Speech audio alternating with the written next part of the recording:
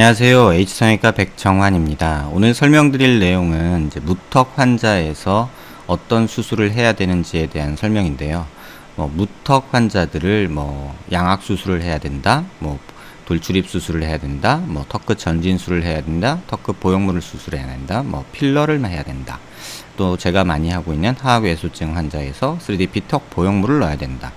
여러 얘기들이 있을 수 있고 또 수술 내용이 워낙에 또 다양하다 보니까 일반인들한테 나는 어떤 수술을 받아야 되는지 정하는데 판단하는데 좀 어려움이 있는 듯 합니다.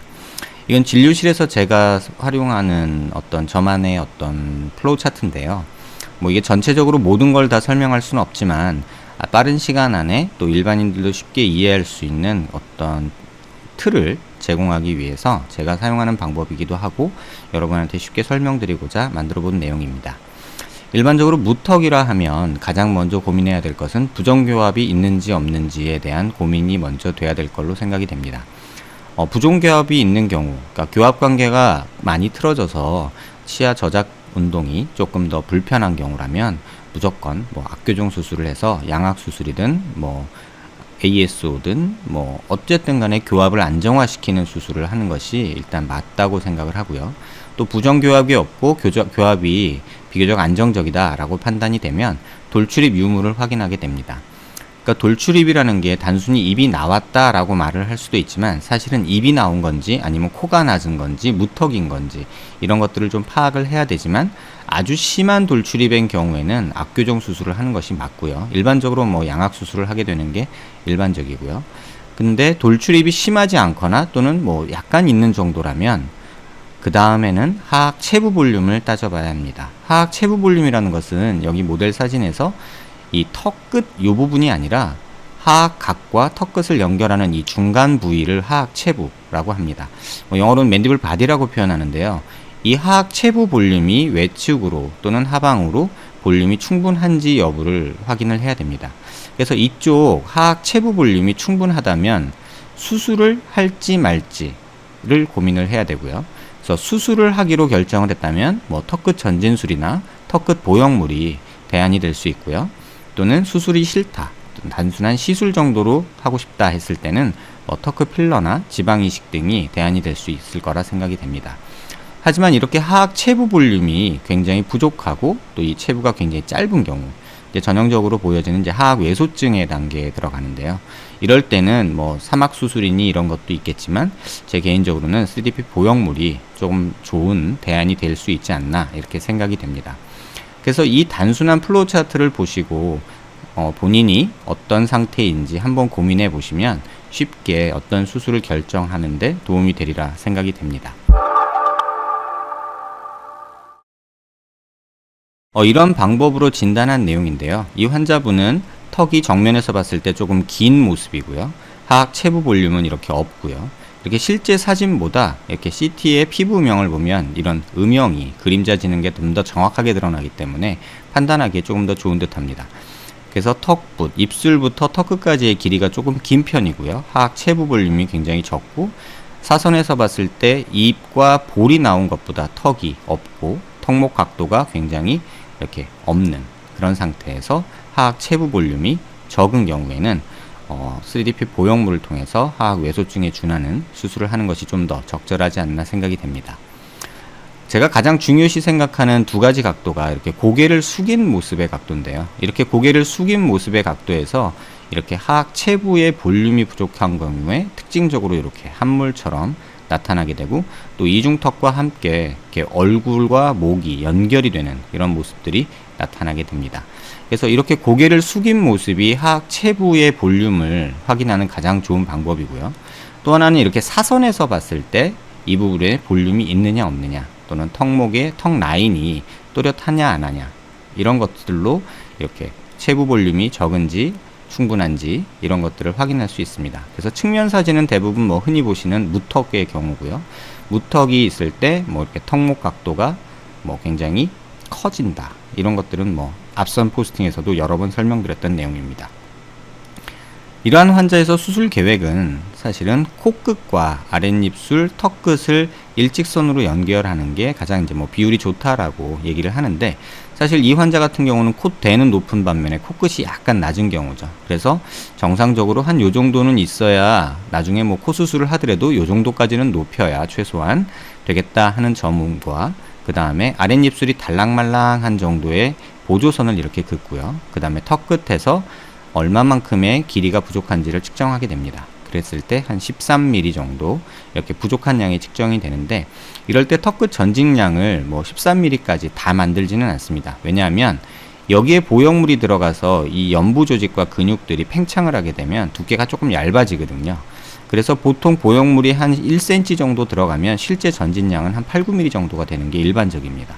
그래서 실제 측정된 양이 13mm라 하더라도 실제 수술은 한 11mm 정도에서 전후로 왔다 갔다 조절하는 것이 일반적이고요. 이 사진과 또는 이 사진을 통해서 전진량, 부족한 양을 측정하게 되는 것이 일반적입니다. 그래서 미드 사지탈 라인이라고 해서 이 정중면을 보고 이제 턱의 부족한 양, 입의 돌출 정도를 보게 되는데요. 사실 입이 나왔다라고 하는 건, 그런 평가는 코와 입술과 아래턱의 세 가지를 함께 고려해야 됩니다. 만약에 입이 나왔는지 아니면 턱이 부족한지 코가 낮은지 이거에 대한 평가를 조금 정확히 해야 되는데, 이 부분은 사실 일반인들은 조금 어려울 수 있어요. 그래서 이 부분은 전문의 선생님과 좀 상의를 하시기를 권해드립니다. 앞서 설명드린 고개를 숙였을 때 모습에서의 이렇게 하악 체부 볼륨이 부족한 모습이고요. 이렇게 보면 뼈와 피부 음영을 함께 볼 수 있어서 피부 음영이 어디가 부족하고 이쪽에 근육이나 피부 연부 조직이 두께가 어느 정도 되는지를 알 수 있죠. 그래서 이 환자의 경우는 얼굴 크기, 상안면부에 비해서 하악이 굉장히 작고 폭도 작고 체부 볼륨도 작은, 전진량도 적은 그런 경우이기 때문에 이 앞에만 보형물이 살짝 들어간다거나 또는 이 앞에만 전진술이 이루어진다거나 필러나 지방이식이 들어간다면 이쪽만 뿅 튀어나오고 이 하악 체부의 볼륨이 없는 굉장히 역삼각형의 좀 어색한 얼굴형을 갖게 되는 그런 단점이 있습니다. 그래서 이러한 환자한테 시행되는 이제 3DP 보형물인데요. 하악 체부의 볼륨도 충분히 주면서 하악각도 조금 뚜렷하게 하면서 이런 보형물을 외측으로 볼륨을 주는 이런 보형물을 만들고 전진되는 보형물을 만든 거죠. 그 다음에 길이가 조금 길다고 느껴져서 여기서부터 이렇게 전진이 될 경우에 사실 입술에서의 턱끝까지의 길이가 너무 길어서 이쪽 길이를 살짝 한 2, 3mm 줄이고 그 다음에 전진을 한 내용입니다. 그래서 실제 수술된 모습은 이렇고요. 외측 볼륨을 주기 위해서 이렇게 보형물이 삽입된 모습 확인할 수 있습니다. 실제 수술 전후 3D CT 피부명 모습을 보시면요. 하악 체부 볼륨 부족하던 것이 정면에서 체부 볼륨이 어느 정도 만들어진 모습이고요. 수술 3개월째 사진이거든요. 옆면에서 보시면 전진이 되면서 턱에 이렇게 아래턱에 각도가 생기면서 턱목 각도도 만들어진, 서브코 멘탈 앵글도 훨씬 좋아진 모습 볼 수 있습니다. 이 모습 보시면 돌출입도 굉장히 좋아진 모습이 보이죠. 앞서 설명드린 대로 입이 나왔는지 턱이 부족한지를 평가를 하면 턱만 나와도 돌출입이 해결되는 경우가 굉장히 많습니다.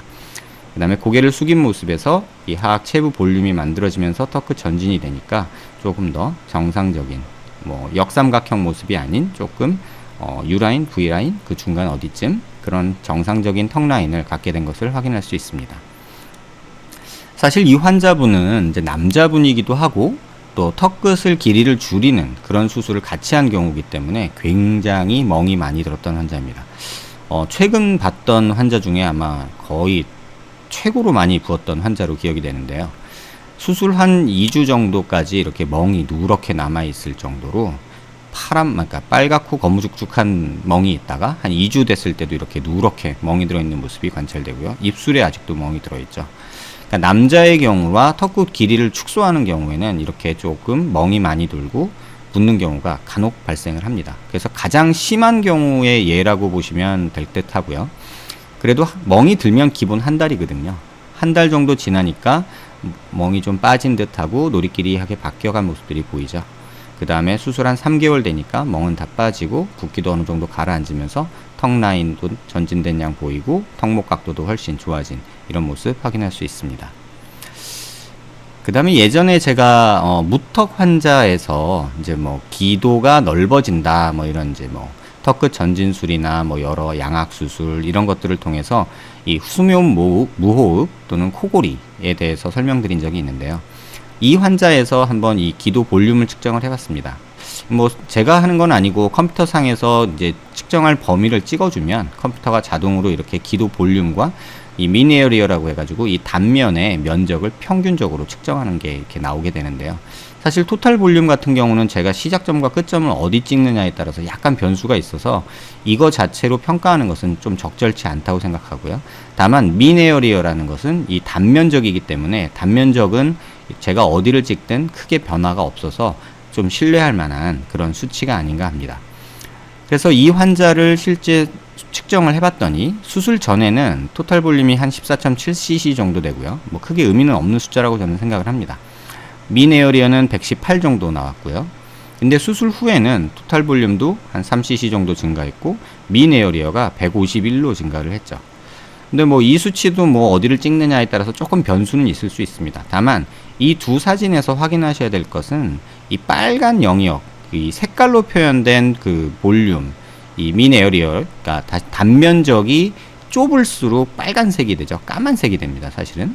근데 수술 전에 빨갛다가 이 좀 진한 빨강, 어두운 빨강으로 보였던 이런 부위들도 좀 밝은 빨강으로 변한 것을 볼 수 있죠. 다시 말하면 가장 수면 무호흡이나 어떤 코골이 이런 것들이 발생하는 부위에서의 기도가 어느 정도 늘어난 것을 볼 수 있고요. 자세히 보시면 이쪽에 하얀 라인이 이렇게 보이는데요. 이 라인이 이제 플라티스마 라인인데요. 요 이제 목에 이제 근육을 이제 말하는데 턱목 각도를 이제 요 녀석들이 좀 만들게 되죠. 근데 사실 수술 후의 모습을 보시면 이 희끄무리한 요 라인이 앞으로 많이 펼쳐진 모습을 볼 수 있습니다. 요런 영향들로 인해서 또 이전에 설명드린 대로 설골이 조금 당겨지는 효과, 뭐 여러 가지 뭐 효과들로 인해서 조금은 기도가 넓어진 게 아닌가라고 추측은 하고 있습니다.